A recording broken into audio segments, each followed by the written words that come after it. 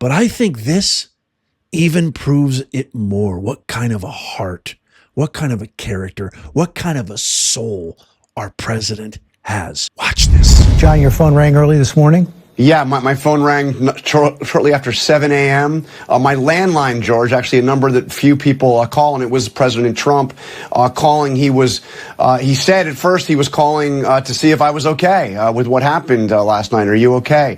And then he reiterated many of the things he said in his press conference last night, emphasizing the unity that he felt in that moment, that he felt at the dinner before the shooting and certainly after, with the people who reached out to him. And he said absolutely, and he was quite firm about this, that dinner must be rescheduled. It must be rescheduled. He knows that I was a former president of the White House Correspondents Association and had worked with him on a dinner that never actually happened back during COVID. And he was saying, we've got to get this dinner back on. It has to happen. So let me get this straight. You guys call him a Nazi. You call all of us garbage, Gestapo, white supremacists, KKK, Hitlerites, what have you, threat to democracy, constitutional crisis. You tell your minion automaton followers, your brain-dead mook sycophants, to go out in the streets. You don't believe me, I will share you a clip. I have a clip where they literally, this is just a quick montage of what they have done over the past 10 years that this guy, I voted 3 times for him. Give me a 3 in the comments if you did too. This has been an onslaught for 10 straight years by this demonic party. I'm still upset. You can see I'm shaking. That's not coffee. I'm still upset. I didn't get any sleep last night after this happened. I have prayed for our president. I implore you to do that too. Challenge somebody to go and find a clip of a Democrat invoking violence. Let's extinguish him for good. I will go and take Trump out tonight. We're going to fight it in the courts, and we're going to fight it in the streets. When they go low, we're going to bury them below the Capitol. That's what we're going to do. We take them to the mud and choke them out. You know, there needs to be unrest in the streets for as long as there's unrest in our lives. I just don't even know why there aren't uprisings all over the country, and maybe there will be. We're walking down a damn different path. We're fighting fire with fire, and we're going to punch these sons of bitches in the mouth. By taking behind the gym and beat the hell out of them. Now punch back, kick back, dunk over their heads, and win some fucking power. Fight back, punch back, and make sure that they stay down. And you know what? Kick them when they're down, because they deserve it. I think that you punch. I think you punch. I think you're okay with you okay with punching. We are at war. And that's why the gloves are off, and I say, bring it on. We are not only going to punch you back, but we are going to knock you out. Like we're in a war right now to save this country, and so you have to be willing to do whatever is necessary in order to save the country. Well, I am here to tell you, not only are we going to punch back, but we about to beat you down. And goddamn it, shut down the Senate! We are at war! When they go low, we kick.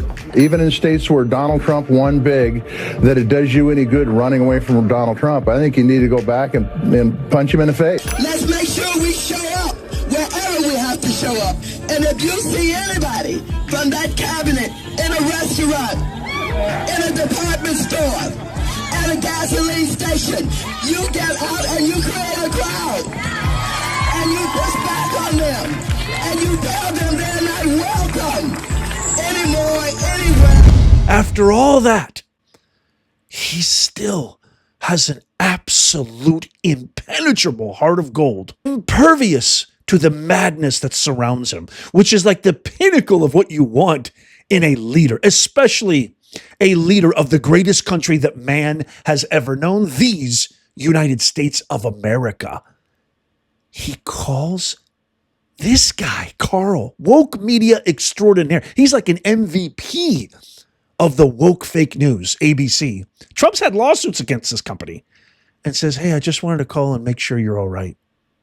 Now you tell me, is that the mark of somebody who we should be afraid of, who we should get in the streets and attack, who we need to get out of the impeach and institute the 25th Amendment and make sure that he doesn't get, I mean, this is a true demonstration of unparalleled class. He says, quote, on X, he posted this: if they're willing to die to assassinate, imagine what they will do if they gain political power.